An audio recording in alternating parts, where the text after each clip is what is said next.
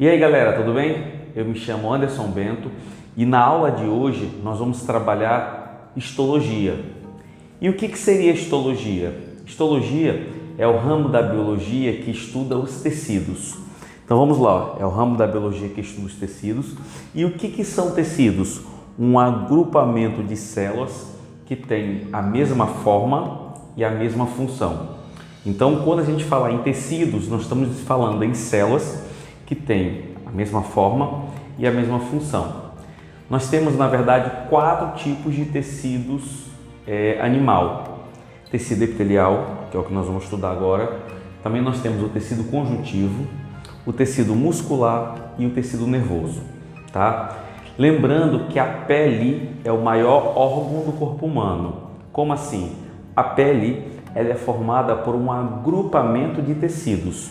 Por exemplo, o tecido mais superficial da pele é o tecido epitelial. Mais abaixo eu tenho o tecido conjuntivo, ok? Então vamos aqui comigo, tecido epitelial, células justapostas. O que são células justapostas? São células que estão juntas, coladas umas com as outras, estão unidas, tá? Então, por exemplo, nesse corte aqui de um pedaço de pele, você consegue ver que o tecido mais acima é o tecido epitelial. Abaixo eu tenho o tecido conjuntivo. Perceba que no tecido conjuntivo as células estão como? Separadas. Portanto, existe um espaço deixado entre uma e outra, que esse espaço ele é preenchido por uma substância intercelular. Agora no tecido epitelial, você percebe que nesse espaço não existe. Então, no caso do tecido epitelial, as células estão justapostas. Portanto, não existe nesse tecido substância que fica entre as células, ok? O tecido epitelial, ele é um tecido avascularizado. Então, o que vocês têm que saber?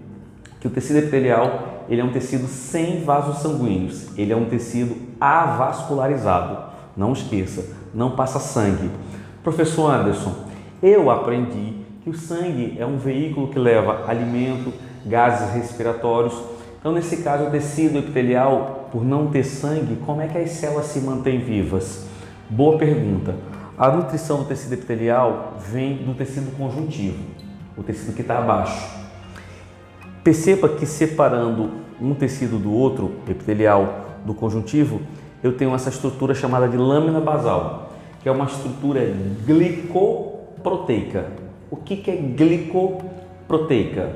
Formada por carboidratos, glicídios, proteico, proteína, carboidratos e proteínas. Estrutura glicoproteica. Ela que puxa os nutrientes do tecido que está abaixo. Então é como se ela falasse, vamos aqui, eu sou a lâmina basal. E embaixo de mim, quem é que está embaixo de mim? Tecido conjuntivo. Quem está acima de mim? Tecido epitelial, membrana basal. Tecido conjuntivo, está ouvindo? Tô.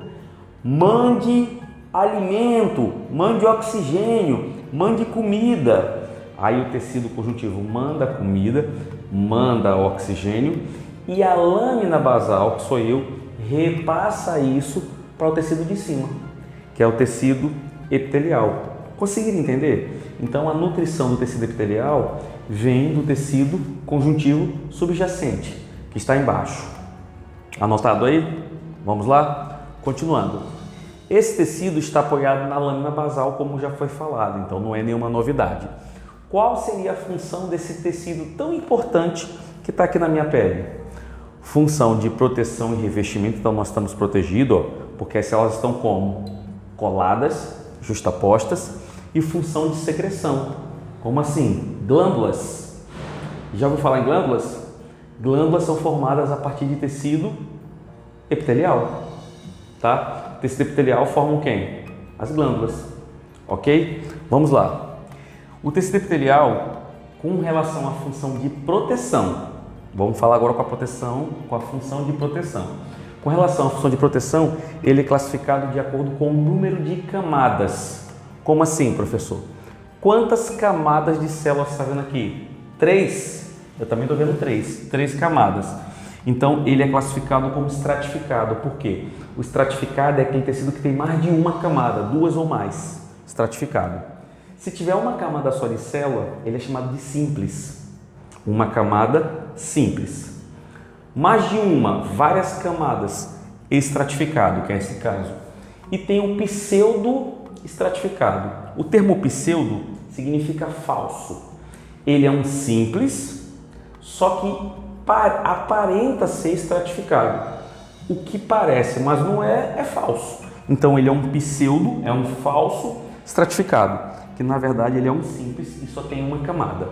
Nós vamos ver agora quanto ao formato das células. Vamos aqui comigo. Então, quanto ao formato do tecido de revestimento ou proteção, nós estamos lembrando que nós estamos falando do tecido epitelial com função de revestimento ou proteção. Nós já vimos quanto ao número de camadas e agora vamos ver quanto ao formato da célula. Quanto ao formato, ela pode ser pavimentosa, é uma célula que parece um ladrilho, um piso. Ela pode ser colunar, o que lembra uma coluna, né? Ela pode ser cúbica, que é um dado, ou de transição. Como assim, professor, antes de transição?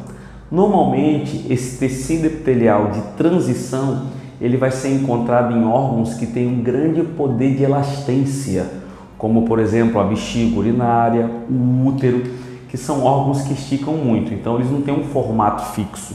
Aí nós dizemos que a forma da célula é de transição, porque conforme vai esticando aquele órgão, porque ele tem a capacidade de esticar, tem elastência, aí o formato da célula muda, ok? Nós vamos ver agora com relação à função de secreção. É bom lembrar que todo tecido epitelial ele sofre uma invaginação, na verdade todo não, o tecido epitelial sofre uma invaginação e desse processo de invaginação, que significa entrada, forma-se uma glândula. Então é bom lembrar que glândula ela é formada a partir de uma invaginação do tecido epitelial, ok? Então vamos lá, secreção ou glandular. Vamos ver aqui como as glândulas estão classificadas. Glândulas endócrinas, endo significa dentro, então são glândulas que produzem secreções, ok? E as lançam dentro do sangue, elas lançam na corrente sanguínea. Essa secreção se chama de hormônios. Então, professor, deixa eu entender. Glândulas endócrinas são glândulas que produzem hormônios e os lançam na corrente sanguínea. Um exemplo, por exemplo, é a glândula hipófise ou a glândula pituitária, a glândula mestra. Tem a hipófise posterior e a hipófise anterior, mas a hipófise é uma glândula. Glândulas exócrinas, A glândula exócrina, que eu botei aqui exócrino, mas é exócrina, correção, endócrino ou endócrina. O que acontece? Essa glândula exócrina, elas produzem a secreção e as lançam ou dentro de uma cavidade ou fora do corpo. Por exemplo, a glândula salivar, ela produz a saliva e lança dentro de uma cavidade. Já a glândula sudorípara, que produz o suor, lança para fora do corpo. Em ambos os casos, ela é classificada como exócrina. Exócrina não joga na corrente sanguínea, ok? E temos a glândula mista ou anfícrina. Anfícrina ou mista é aquela glândula que ora ela é endócrina ou uma parte dela é endócrina e a outra parte dela é exócrina. Um exemplo é o testículo. O testículo, por exemplo, quando ele produz espermatozoide, está atuando como uma glândula exócrina. O mesmo testículo pode produzir um hormônio sexual masculino chamado testosterona, que o lança na corrente sanguínea. Nesse caso agora o testículo está atuando como uma glândula endócrina, ok? Então nós temos esses três tipos aqui. Origem da secreção, A glândula pode ser holócrina. O que é uma glândula holócrina? É uma glândula que na hora de secretar, ela secreta junto com a secreção, porque lembre que esses três tipos de glândula que você está vendo aqui São glândulas o quê? Exócrinas. As glândulas exócrinas são classificadas, por exemplo, em holócrina. Holócrina é aquela glândula que na hora de liberar a secreção, a célula vai junta.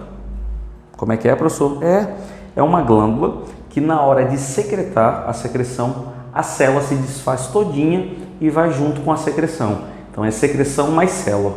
Vige! E essa glândula, como é que ela faz? Ela se renova, ela tem um poder de renovação absurdo, né? Exemplo, a glândula sebácea, que produz essa gordura, que tem pessoas que têm pele oleosa, peles secas. Você pode ver que os poros ficam entupidos, tanto que tem pessoas com pele oleosa que tem muito cravo, que é um entupimento com sebo, né? Com gordura junto com resto celular que entope os poros.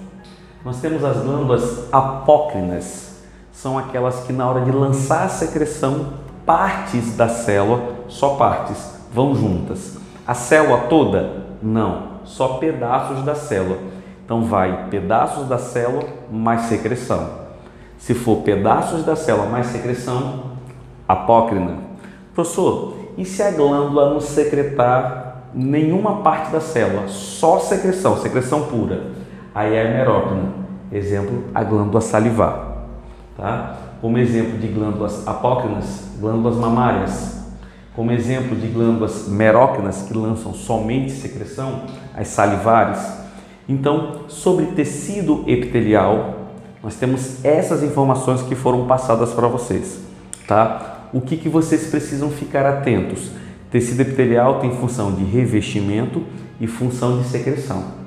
Ok? Ele é um tecido com células justapostas, pouco ou nenhuma substância entre elas, e é um tecido avascularizado.